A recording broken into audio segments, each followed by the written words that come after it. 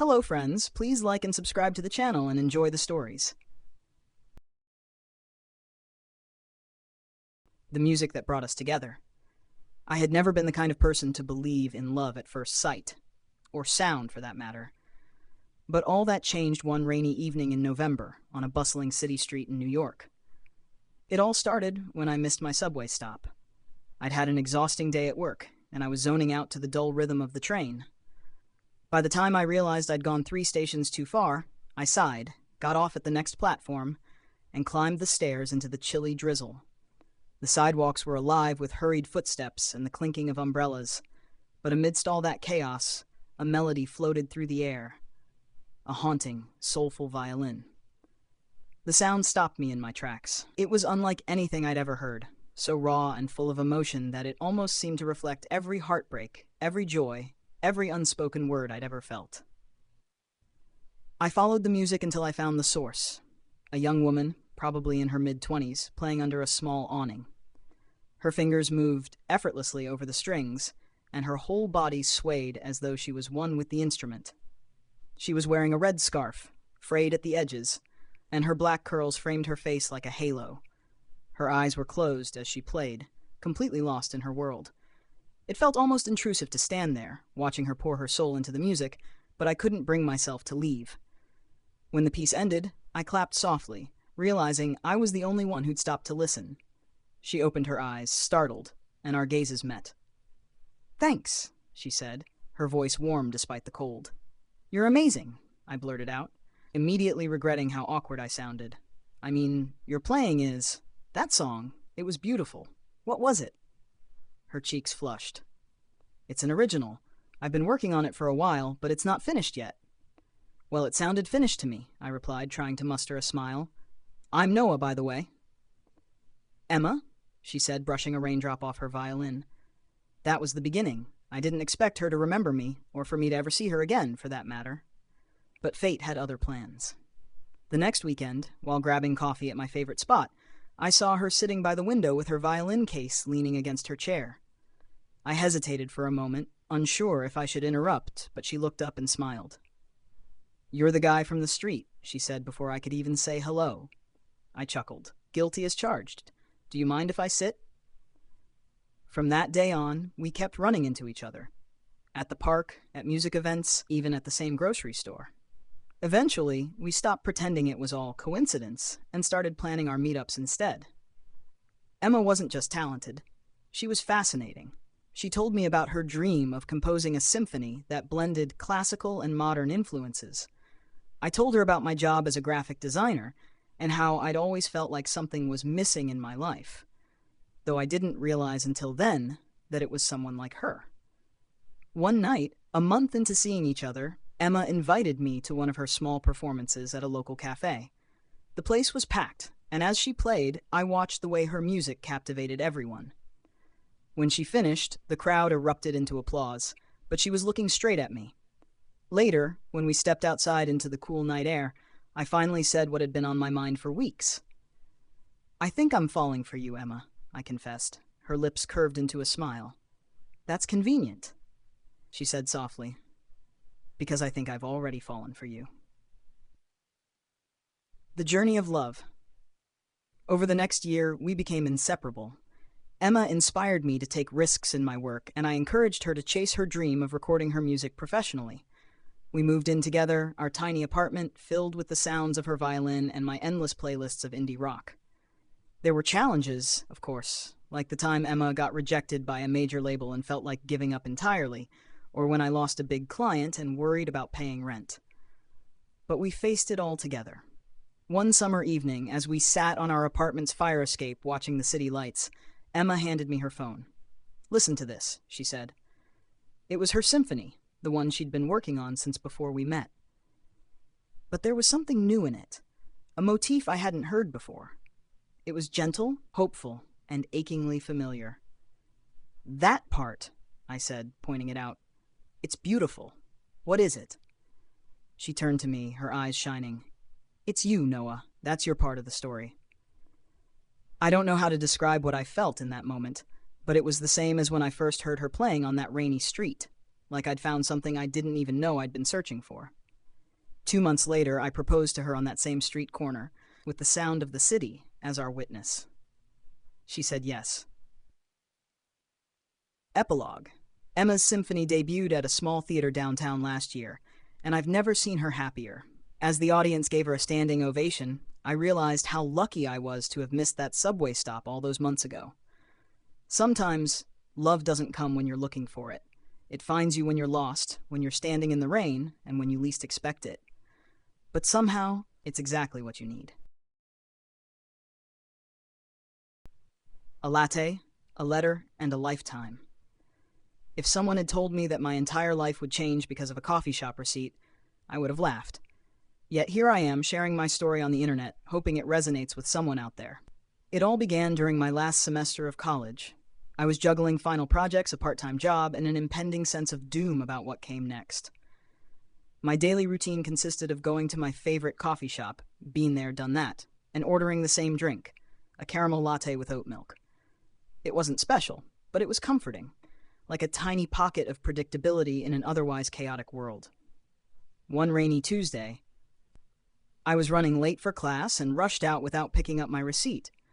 I didn't think much of it until the next day when the barista handed me a folded piece of paper along with my drink.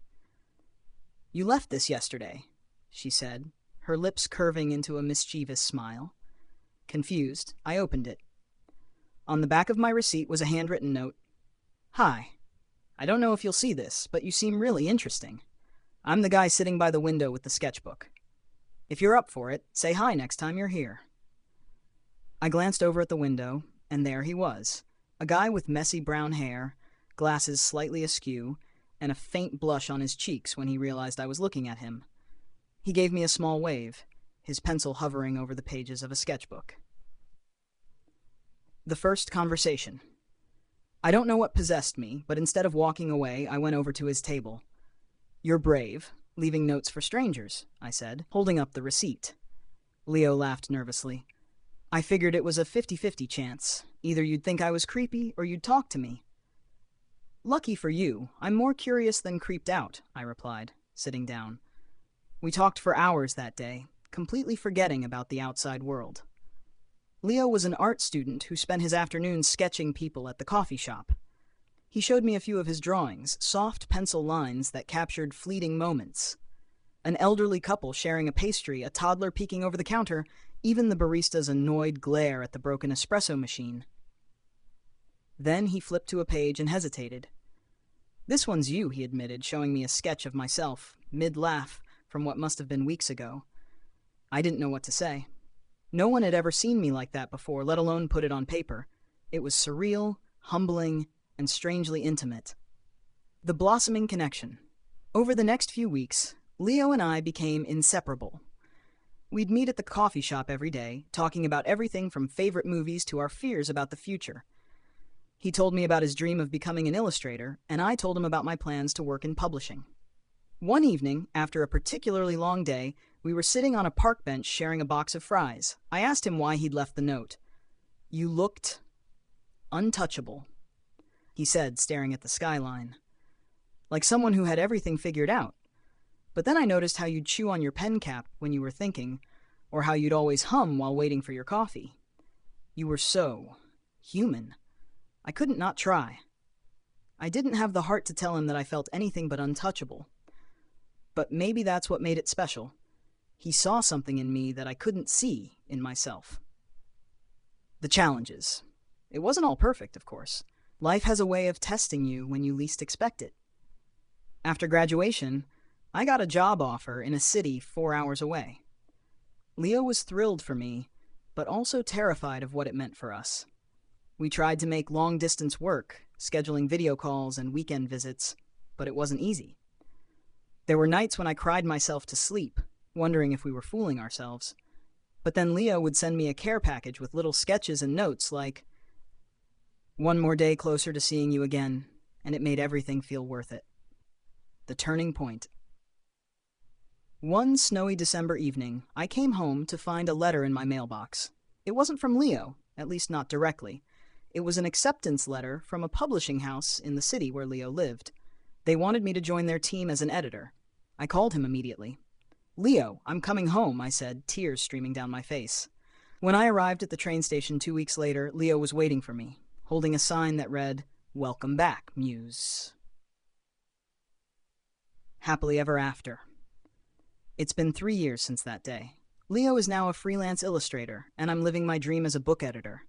Our apartment is a chaotic mix of art supplies, coffee mugs, and bookshelves overflowing with stories. Sometimes, on quiet mornings, I catch Leo sketching me again. I always pretend I don't notice, but inside, I'm reminded of that rainy day when a coffee receipt changed my life.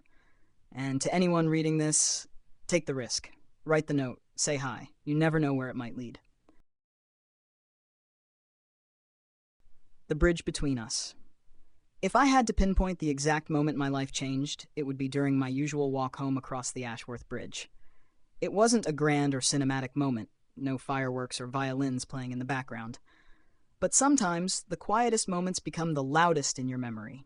The first encounter. I always walked home at the same time every evening, right around sunset. The Ashworth Bridge overlooked the river and gave the best view of the city skyline. It was my sanctuary after grueling days at my corporate job, a chance to breathe and reset.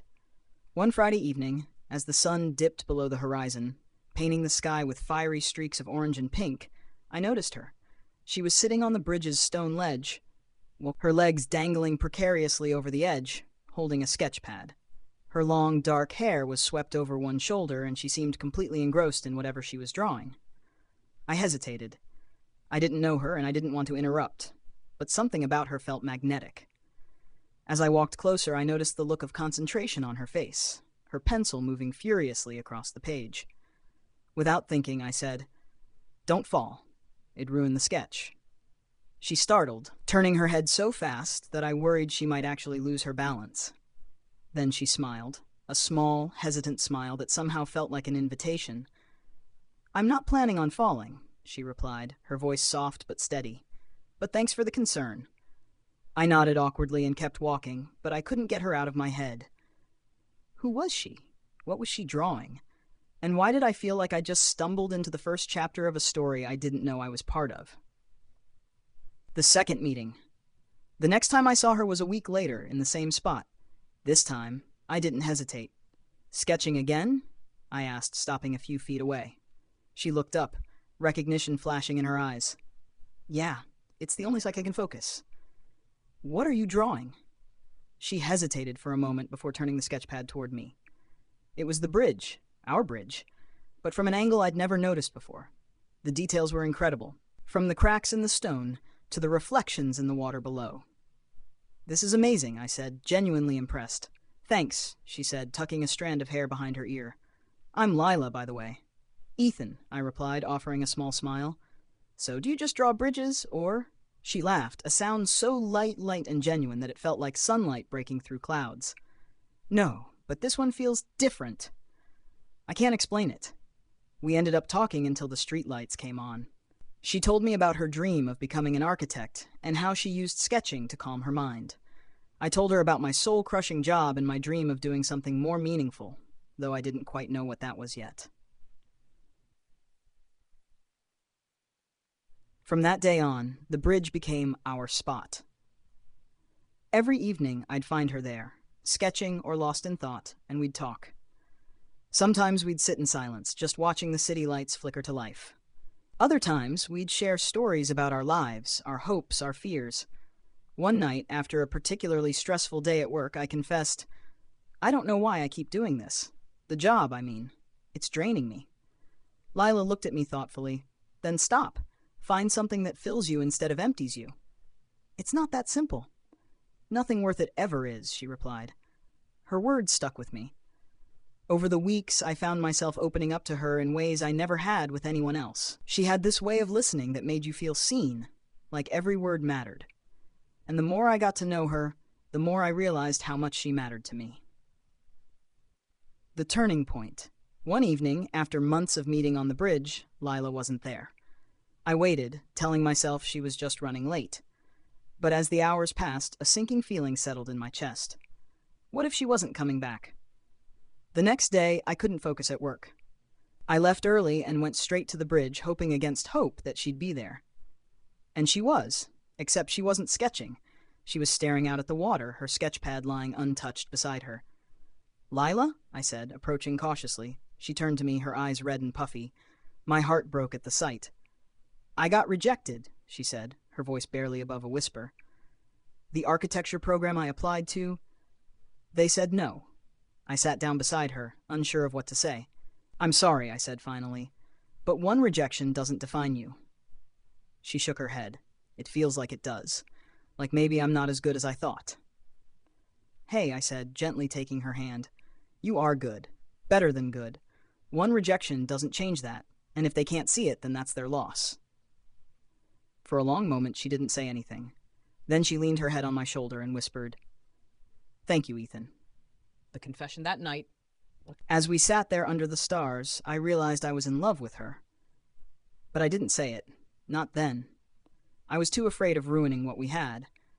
It wasn't until a few weeks later, when I handed her a small notebook filled with my own sketches, terrible, amateurish attempts at capturing the bridge and her presence on it, that I finally said the words. "I'm not good at drawing," I said, my cheeks burning. "But you make me want to try. You make me want to do a lot of things I've been too scared to do. Lila, I think I'm in love with you." She stared at me, her eyes wide with surprise. Then she smiled, that same hesitant smile she'd given me the first time we met.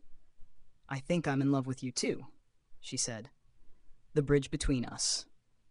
From that moment on, everything changed. I quit my job and started pursuing photography, a passion I'd buried for years. Lila, inspired by our conversations, applied to another architecture program and got in. We still meet on the bridge, though now it's no longer her spot or my spot. It's ours. A place where two lost souls found each other and built something stronger than stone or steel. A connection that will last a lifetime. If someone had told me that buying a book would lead to the love of my life, I would have laughed. But sometimes, life is stranger and far more beautiful than fiction. The encounter. It was a chilly afternoon in late November, the kind of day where the world feels wrapped in a gray blanket. I had ducked into Page Turner's books to escape the cold. It was one of those cozy, independent bookstores with crooked shelves and the faint smell of coffee lingering in the air. I wasn't looking for anything in particular, just an escape from the monotony of my 9-to-5 existence. As I wandered the aisles, my eyes landed on a book whose cover seemed to glow amidst the muted colors around it. "The Poetry of Places," it read. I picked it up and flipped through the pages, letting my fingers trace over the beautiful sketches of landscapes paired with poignant poems. "That's a good one," a voice said from behind me. Startled, I turned to see a woman with a scarf loosely wrapped around her neck and a gentle smile on her lips. Her hair was windswept in a way that looked effortlessly elegant, and her eyes held a quiet kind of confidence. "Have you read it?" I asked, holding up the book. "Twice," she said, her smile widening. "It's like holding a little piece of the world in your hands." Her words stayed with me, as did her presence. I bought the book and walked out of the store, but I couldn't shake the feeling that I'd just met someone important. The second meeting. The next day, I found myself in the park near my apartment, the book tucked under my arm. It had snowed lightly overnight, leaving a delicate dusting on the benches and tree branches. I found an empty bench, brushed off the snow, and sat down to read. I was barely a page in when I heard that same voice. "Funny running into you here," she said, standing a few feet away with a coffee cup in hand. I looked up, startled and a little embarrassed. "You again?" She laughed. "I live nearby. This is my favorite park." "Mine too," I admitted, gesturing to the bench. "It's a good spot for reading." She tilted her head, studying me for a moment. Then, without asking, she sat down beside me. "Mind if I join?" And that's how it began. For the next hour, we talked about everything. Books, travel, the little things that made us feel alive. Her name was Maya, and she worked as a freelance illustrator, often sketching the places she visited. She had a way of speaking that made the simplest things sound magical, and I found myself hanging on her every word. The friendship. Over the next few weeks, we kept running into each other in the park or the bookstore. Eventually, we stopped pretending it was a coincidence and started making plans. We'd meet for coffee or walk through the snow-dusted trails, sharing stories and dreams. Maya had an adventurous spirit, the kind that made me question my own life choices. I told her about my job in corporate finance, how it paid the bills but left me feeling hollow. She listened without judgment, offering quiet encouragement that made me feel seen in a way I hadn't felt in years. One day, she showed me her sketchbook. It was filled with drawings of places she'd been, from bustling cities to remote mountaintops. Each sketch had a poem scribbled beside it, written in her small, neat handwriting. "You're talented," I said, genuinely awed. She shrugged, but her cheeks turned pink. "It's just a hobby." "You should share this with the world," I said. "It's too beautiful to keep to yourself." The turning point. It was late January when everything changed. Maya and I had spent the afternoon walking through the city, the air crisp and the streets alive with people. We stopped by the park, our park, and sat on the bench where we'd first talked. "I have to tell you something," she said, her voice uncharacteristically hesitant. "Okay," I said, suddenly nervous. She looked down at her hands, twisting her scarf between her fingers. "I've been offered an artist residency in Italy. It's for 6 months, and I think I have to take it." I felt like the ground had shifted beneath me. I knew this was her dream, something she'd talked about endlessly. But the thought of her leaving made my chest ache. "You should go," I said finally, forcing a smile. "This is what you've been working for." Her eyes met mine, and for a moment I thought she might say something. But instead, she just nodded. The distance. The months that followed were some of the hardest of my life. Maya and I stayed in touch, exchanging emails and video calls, but it wasn't the same. She sent me photos of her sketches and stories about the people she met, while I told her about my days, which felt increasingly mundane without her. One night, as I was rereading The Poetry of Places, I realized something. Maya had taught me to see the world differently, to find beauty in the ordinary. And yet, I was still living a life that didn't feel like mine. The next day, I quit my job. The reunion. When Maya returned 6 months later, I was waiting for her at the airport, holding a sign that read, "Welcome back, adventurer." She ran toward me, her scarf trailing behind her, and threw her arms around my neck. "I missed you," she said, her voice muffled against my shoulder. "I missed you too," I said, holding her close. As we walked out of the airport, I told her about the changes I'd made, how I'd started writing, traveling, and finally chasing my own dreams. She listened, her smile growing with every word. "I think you inspired me," I admitted. She laughed. "Funny, you've always inspired me." The happily ever after. It's been 3 years since Maya came back. We've traveled the world together, her sketchbook and my notebook always in tow. She published a book of her sketches and poems, and I've started writing travel essays. Sometimes, when we're sitting on a quiet beach or hiking a remote trail, I think about that day in the bookstore and how one chance encounter changed everything. Maya once said that life is a series of places and moments, stitched together like a patchwork quilt. If that's true, then she's the thread that holds mine together. When I first met her, I didn't believe in love at first sight. I thought it was a movie trope, something people said to make their relationships sound more magical than they really were. But then I met Amelia. It was the first week of my freshman year in college, and I had just moved to a new city. I was both excited and terrified, far from my hometown, with only a few acquaintances and the endless possibilities of new experiences ahead of me. I had a few friends from high school, but nothing that could be described as a close-knit group. I was prepared to keep to myself, study hard, and maybe make a few casual friends along the way. That was until I walked into my first lecture of the semester. I was running late, fumbling with my notes as I rushed through the door. The professor had already begun his lecture, and I slid into a seat in the back, next to a girl who was intently scribbling notes in a notebook. I tried to be as quiet as possible, but in my haste, I dropped my pen. "Nice first impression," I muttered under my breath, already embarrassed. She turned and looked at me, and I immediately regretted saying anything. But instead of ignoring me, or giving me a look of judgment, she just smiled. A warm, genuine smile that seemed to brighten the entire room. "Don't worry, we've all been there," she said with a laugh. I was taken aback. Here was someone who wasn't annoyed or irritated at my clumsy entrance. She was kind. And not just polite, but real. I nodded sheepishly, and she returned to her notes. But the warmth from her smile lingered in my mind long after the lecture ended. Over the next few weeks, we began running into each other more frequently on campus. I learned that her name was Amelia, and she was studying English literature, something I found absolutely fascinating, even though I was a biology major. She was the type of person who could get excited about the smallest things, whether it was a new book release or a small detail in a poem. I loved listening to her talk. She had this way of making everything sound interesting. Our conversations started out casual, just talking about class, then slowly branched into our personal lives. She told me about her love of traveling and how she had spent a summer in Paris, where she fell in love with the French culture and food. I shared my love for hiking and being outdoors. Our differences were obvious, but they made our conversations feel even more fascinating. One afternoon, I invited her to a campus event, a charity hike through the nearby woods, and to my surprise, she agreed. I could tell she was a little nervous about the physical activity, but she didn't want to seem like she wasn't up for it. I promised her it would be easy.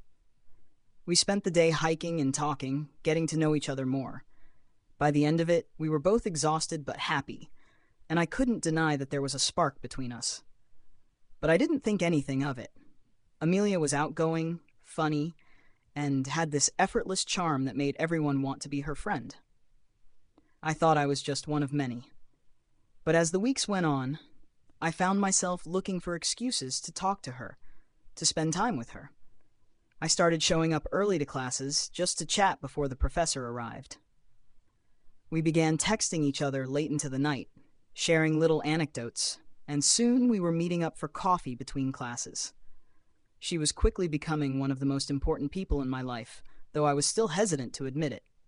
One Friday night, she invited me to go with her to a poetry reading.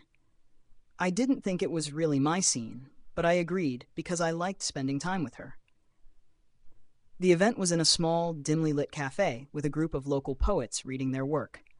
Amelia sat beside me, her leg brushing against mine as we listened to the readings. She was glowing in the soft light, and I could see the passion in her eyes as she absorbed every word.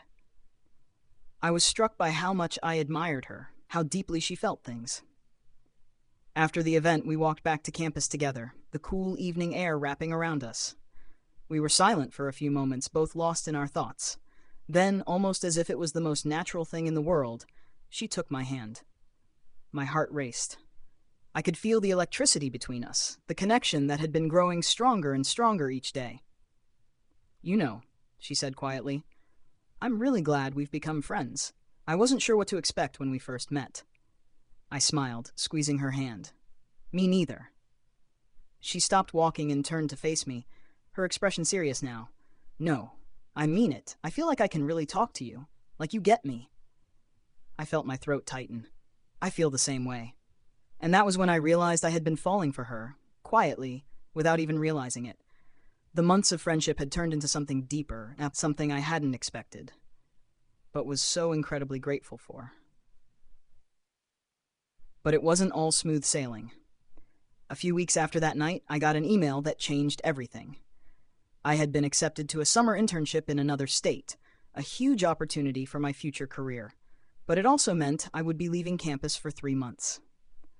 I didn't know how to tell Amelia. I was excited about the internship, but the thought of being away from her was gut-wrenching. We had just begun to figure things out, and now I would be leaving. I finally told her one evening, after we had spent a quiet afternoon in the library together. She was silent for a long time after I spoke, and I could feel my stomach twisting into knots. "Amelia, is it too late?" she asked suddenly, her voice tight. "What? Is it too late to try us? Before you leave?" My heart skipped a beat. She had feelings for me, too. "No," I said, my voice barely a whisper. "It's not too late. But I don't know what this means. I don't know if it's the right time." "I don't care about the timing," she said, her eyes shining. "I care about you." So we gave it a shot. Long-distance love isn't easy, but we made it work. We talked on the phone every day, and whenever we could, we flew to visit each other. We learned the hard way how to keep the spark alive when you're miles apart. but every moment we spent together made the distance worth it. Eventually, after that summer internship, I moved back to the city, and we were finally in the same place. Now, we're planning a future together, not as two people who met by chance, but as two people who took a leap of faith. Looking back, I never would have guessed that a clumsy introduction in a college lecture hall would turn into the most important relationship of my life. Amelia taught me that love doesn't always follow the path you expect. Sometimes, it surprises you when you least expect it. And when it does, it's worth taking the leap. How's that? I've always been a bit of a loner. I'm not antisocial, just not great at small talk. I'd rather spend my weekends with a book or a movie than at a crowded bar or party. But a few months ago, something unexpected happened that would change my life forever. It started with a letter. I had just returned home from work, exhausted from a long day at my job as a graphic designer. My apartment was quiet as usual, and I was eager to kick off my shoes and relax. As I entered my living room, I noticed a small envelope on the coffee table, an odd place for mail. It was addressed to me, but the handwriting was unfamiliar. The return address was from a town I had never heard of. Curiosity got the better of me, and I opened it. Inside was a simple handwritten letter. Dear Peter, I don't know how to begin this, but I felt like I had to write to you. I know this might seem strange, but please bear with me. I've seen you around my neighborhood for the past few months, always with your headphones in, lost in your own world. I don't know why, but something about you stuck with me. I know we've never spoken, but I wanted to let you know that I think you're the kind of person who deserves to be noticed, and I've noticed you. Sincerely, a stranger. I read it twice, then again. My first thought was that it was some kind of joke. Who would write a letter like that and to someone they didn't even know? But something about it felt different, genuine, even if it was strange. The letter itself didn't offer any real explanation, just a quiet recognition of my existence, and for some reason it struck me deeply. I couldn't shake it off. Over the next few days, I found myself obsessing over it. Why would someone do this? What did they mean by it? Who was this person? It felt like the letter was calling out to me in a way I couldn't explain, as if someone had seen me in a way I hadn't been seen in a long time, truly noticed. A week passed, and I received another letter. This time it was a bit longer, more detailed, and surprisingly comforting. It felt like an extension of the first one, a continuation of something fragile and beautiful. Hey Peter, I know you're probably wondering what all of this is about, and I don't have an answer for you. I don't expect you to respond or even acknowledge this. I just felt like you needed to know that I see you. I'm the woman who sits in the coffee shop near your apartment. I watch you walk by almost every day, headphones in, lost in your own world. I guess you could say I'm an observer. Maybe I'm a little bit of a voyeur, but I never meant to make you uncomfortable. I just wanted you to know that there's someone out there who notices you. I'm not sure why I feel so strongly about this, but I wanted to take the chance to say it. I'll be here if you ever want to talk. Your stranger. This second letter was different from the first, more personal, yet still strangely anonymous. There was something so vulnerable about it, something so raw that I felt my walls slowly crumbling. I knew I needed to find out who this person was, to understand what it was that made her reach out to me like this. So I decided to respond. I wrote a letter of my own. It was awkward, hesitant, but honest. Dear stranger, I've read your letters, and I'm not sure how to respond. To be honest, I've been thinking about them constantly. I don't know who you are, but your words have been on my mind, and I feel compelled to write back. I'm not the kind of person who is good at being noticed. I tend to keep to myself, to fade into the background. It's strange, but your letters have made me feel seen in a way that's both comforting and terrifying. I don't know what happens next, but I'd like to meet you. Peter. I left the letter in the same spot she had left hers, on the coffee table. Then I waited. The next morning I woke up to a knock at my door. My heart raced as I opened it, and there she was. Amelia. She was exactly how I had imagined her from her letters. Soft eyes, gentle smile, and a presence that somehow made everything around her feel more alive. She looked both nervous and excited, as though she had no idea what to expect either. We stood there in silence for a few seconds, unsure of how to begin. Finally, she spoke. "I didn't expect you to actually want to meet.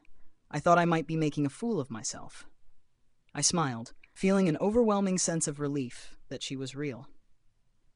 "I wasn't sure either, but I'm glad you did." We spent the next few hours talking, and it was as if we'd known each other for years. There was no awkwardness, no uncomfortable silences, just an ease between us that I hadn't felt with anyone in a long time. She told me about her life, her job as a writer, and her love for the quiet moments she spent in the coffee shop. I shared my own story, my struggles with opening up, my tendency to retreat into my own world. And for the first time in years, I felt completely seen. Over the following weeks, we saw each other more frequently. We met for coffee, for walks around the city, for quiet dinners at home. I began to learn about her dreams, her fears, her hopes for the future, and with every passing day, I began to fall for her. It wasn't fast or intense. It was slow, like a stream gradually carving its path through a rocky landscape. We fit together perfectly in a way I hadn't even known was possible. One evening, as we sat on the balcony of my apartment, looking out over the city lights, I found the courage to tell her what had been growing in my heart. "I think I'm falling for you, Amelia," I said, my voice barely above a whisper. She turned to me, her eyes wide and soft. "I think I'm falling for you too, Peter." It felt like a dream, and in many ways, it was. She had come into my life as a stranger, someone who saw me when I hadn't even been able to see myself. And now she was the person who made me feel like I mattered, like my quiet, unnoticed existence had a place in the world. A few months later, we were sitting in that same coffee shop where she had first written me the letter. This time, we didn't need words. Our hands were intertwined on the table, a quiet promise shared between us. I knew that our love wasn't just the result of a random chance. It was something we had both built, piece by piece.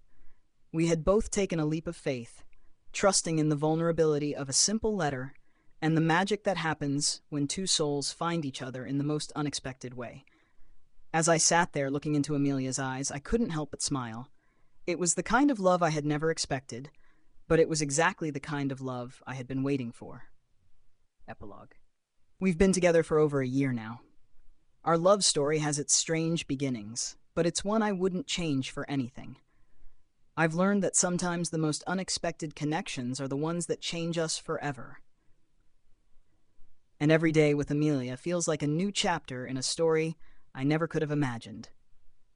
And to this day, I still keep the first letter she wrote me, tucked away in a drawer, as a reminder of how sometimes the right person can find you in the most unexpected way. It all started one rainy afternoon in early spring, when I least expected it. I was sitting alone in my favorite coffee shop, nursing a hot cappuccino while scrolling mindlessly through Reddit. It had been a tough week. Work had been overwhelming, and I felt disconnected from everything around me. I wasn't looking for anything more than a quiet space to think, but life had different plans. As I took a sip of my drink, I noticed a girl standing in front of the counter, her hair wet from the rain, a slight frown on her face as she debated between the menu options. She looked lost, not in the way of being directionless, but in the way of someone caught in their own head, unsure of where they were headed next. Without thinking, I smiled and offered, "I recommend the chai latte. It's perfect for days like this." She looked up at me with a slight start, almost as if she hadn't expected anyone to talk to her. "I was leaning toward that, actually," she said, her voice soft but warm. "Thanks for the suggestion." We exchanged a few more words, and I found myself mesmerized by her presence. She had this quiet confidence, a subtle grace that wasn't loud but made her stand out. Her eyes were a brilliant green, and her smile, when it came, made my chest tighten in a way I couldn't explain. We didn't exchange names right away. I learned she had just moved to the city, just like me, and was in the middle of adjusting to the chaos of urban life.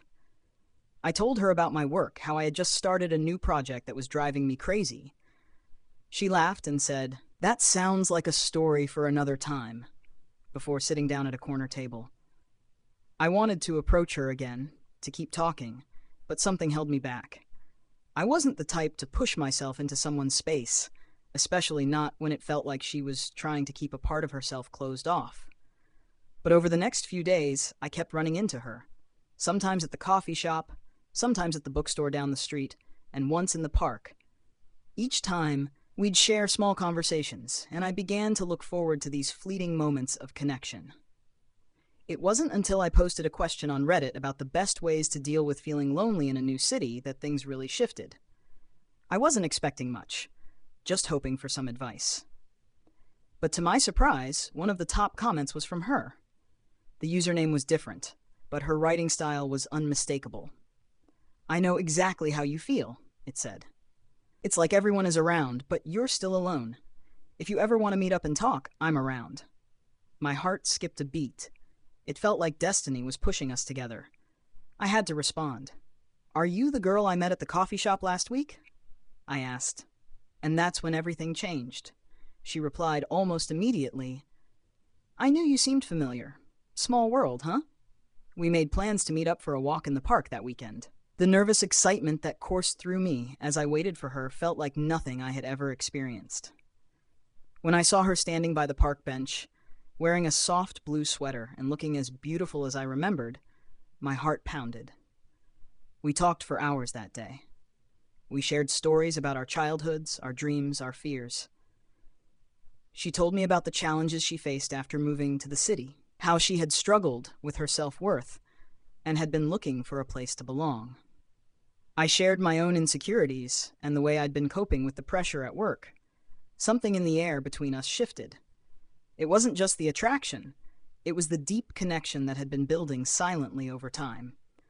It felt like we had known each other for years, as though we were two halves of a whole, finding each other after a long, winding journey. From that day on, we started seeing each other more regularly. We shared meals, walked through the city at night, and spent hours just talking about life. As the weeks passed, I realized that every time I was with her, the world around me seemed to fade away. I began to appreciate the quiet moments of just being with someone who truly understood me, who made me feel seen in a way I never had before. It wasn't all easy. There were moments of doubt, times when we had misunderstandings or struggles with our own lives that seemed to pull us in different directions. But through it all, there was this unshakable sense that we were meant to be. Every time I thought I couldn't go on, she was there, supporting me, offering her kindness and love. And I did the same for her. A few months into our relationship, on a night that seemed as perfect as any, we sat by the lake watching the stars. The city lights twinkled in the distance, but in that moment, all I could focus on was her. "I love you," I said, not thinking about it, just saying it because it was the truth. It felt like something that had always been there, waiting to be acknowledged. She looked at me, her eyes shining with the same feeling. "I love you too," she whispered, her voice trembling with emotion. In that moment, it wasn't just words. It was everything. It was the shared laughter, the quiet companionship, the way we had both grown through our time together. It was the sense that we were no longer two strangers, but two people who had found something rare and precious. Looking back, it's hard to believe how far we've come since that first meeting. We've traveled together, moved in together, and built a life that feels like a dream. And every time I look at her, I'm reminded of how we met, of the simple, beautiful serendipity of it all. How two people, lost in their own worlds, found each other and changed everything. It wasn't a fairy tale, but it was better. It was real. It was ours.